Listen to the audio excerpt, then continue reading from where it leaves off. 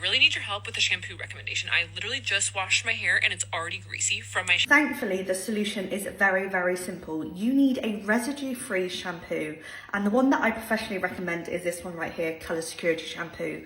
The reason being is this shampoo leaves no ingredients behind that get left on your hair or on your scalp. Ingredients that are being left behind on your hair can discolour your hair, cause colour fade, make it dry, brittle, and ingredients being left on your scalp can actually impede hair growth. Scalp health is vital for new hair growth, so if you've got a build-up of ingredients left on your scalp, the new hair cannot pierce through that build-up of ingredients.